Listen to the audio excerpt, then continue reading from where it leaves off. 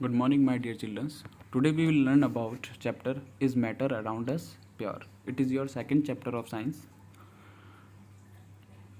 Now, classification of matter. बच्चों हमने पिछले चैप्टर के अंदर क्लासिफिकेशन किया था, वो फिजिकल स्टेट के बेसिस पे किया था। मैटर को हमने 3 कैटेगरी में डिवाइड किया था, सॉलिड, लिक्विड एंड गैस, और वहाँ पर हमने इनकी प्रॉपर्टीज़ को बहुत अच्छे से समझा था।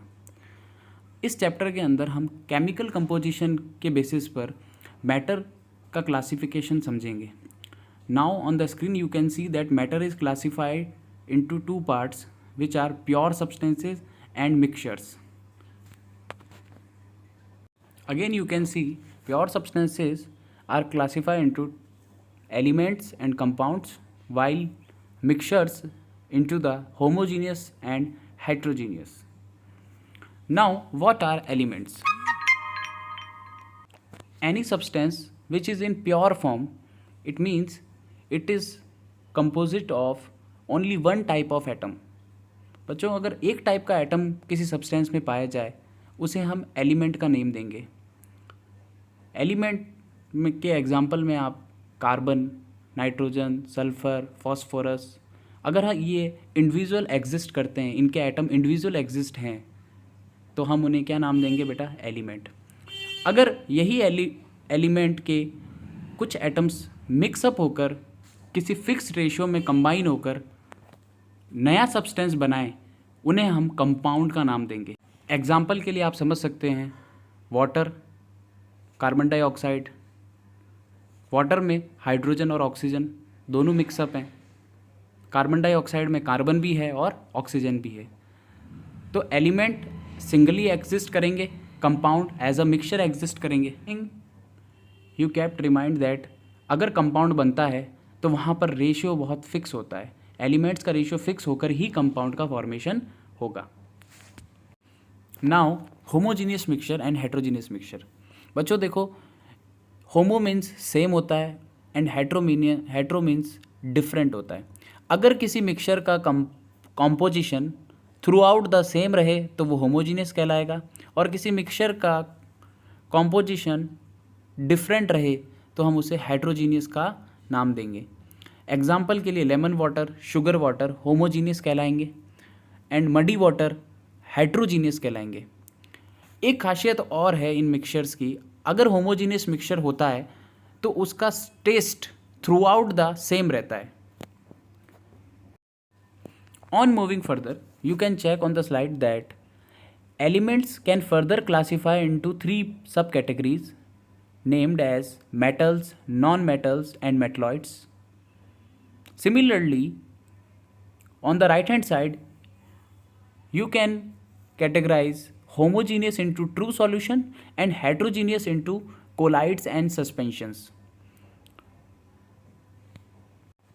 Now we will learn about metals and non-metals. बच्चों metals की कुछ properties होती हैं।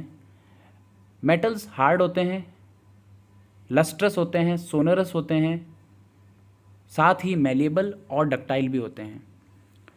लस्ट्रस वो प्रॉपर्टी है जिस कारण से हम कह सकते हैं कि मेटल्स शाइन करते हैं, उनका सरफेस शाइनी होता है। मेलेबल प्रॉपर्टी हम इस तरीके से डिफाइन कर सकते हैं कि जितने भी मेटल्स होते हैं हम उनको ठोक पीट कर स्मॉल थिन शीट में कन्वर्ट कर सकते हैं। वहीं पर डक्टिलिटी को डिफाइन किया जाए तो हम ये कह सकते हैं कि हम मेटल को मेल्ट कर कर उसे थिन वायर का रूप दे सकते हैं। मेटल का सरफेस साउंड प्रोड्यूस करता है, इसलिए हम इन्हें सोनोरस भी कहते हैं। साथ ही metals good conductor of heat and electricity होते हैं। अगर हम नॉन मेटल्स की बात करें तो जो प्रॉपर्टीज़ मेटल्स की होती है उनकी अपोजिट प्रॉपर्टीज सारी की सारी नॉन मेटल्स की हो सकती है। आप यहाँ पर स्क्रीन पर देख सकते हैं कि इनकी प्रॉपर्टीज़ किस तरीके से मेटल से डिफरेंट होती है। Now the another term is metalloids.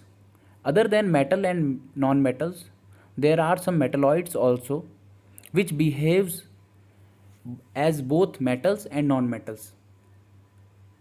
इनकी प्रॉपर्टीज़ मेटल से भी मिलती हैं और नॉन मेटल से भी मिलती है, इसलिए हम इन्हें मेटलॉइड्स का नाम देते हैं।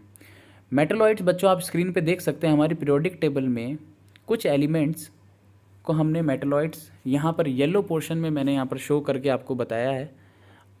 Boron, silicon, germanium, arsenic, antimony, tellurium, astatine, ये सारे के सारे एलिमेंट्स मेटलॉइड्स हैं। हमने पिछली स्लाइड में होमोजीनियस मिक्सचर और हेट्रोजीनियस मिक्सचर को समझा था। अब हम यहाँ पर सॉल्यूशन को समझते हैं। बच्चों, solution is also a type of mixture. अगर हम सॉल्यूशन को डिफाइन करें तो हम ये कह सकते हैं सॉल्यूशन दो चीज़ों से मिलकर बनता है। First solute and another thing is solvent. अगर सॉल्यूशन बनता है तो जो सब्सटेंस कम अमाउंट में डाला जाता है उसे हम सॉल्यूट का नाम देते हैं, और जो सब्सटेंस ज़्यादा अमाउंट में प्रेजेंट होता है उसे हम सॉल्वेंट का नाम देते हैं। एग्जाम्पल के लिए शुगर एंड वाटर। अगर शुगर सॉल्यूशन बनता है तो शुगर कम अमाउंट में डाली जाएगी, इसलिए हम उसे सॉल्यूट का नाम देंगे, और वाटर में डाला जाएगा तो वाटर ज़्यादा अमाउंट में होगा, इसलिए हम उसे सॉल्वेंट का नाम देंगे। Now solution further classify into two type, saturated and unsaturated. बच्चों, सैचुरेटेड सॉल्यूशन को समझने के लिए हम एग्जाम्पल के लिए अगर शुगर को वाटर में ऐड करते जाएं तो हमें ये मालूम चलेगा कि कुछ समय बाद addition of sugar will be stop inside the water.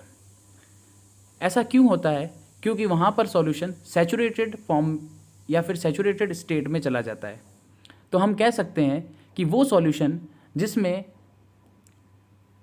ज़्यादा अमाउंट में सॉल्यूट और ऐड नहीं किया जा सकता उसे हम सैचुरेटेड सॉल्यूशन का नाम देंगे। वहीं पर सैचुरेशन के लेवल से जो थोड़ा कम रहेगा उसे हम अनसैचुरेटेड सॉल्यूशन का नाम देंगे। If no more solute can be added in a given amount of solvent, it is termed as saturated. And if a solution in which more solute can be added in a given amount of solvent is termed as unsaturated. I hope आपको यहाँ ये दोनों point अच्छे से clear हो गए होंगे। Next video में हम ट्रू सॉल्यूशन, सस्पेंशन, कोलाइड्स को अच्छे से समझेंगे। Thank you.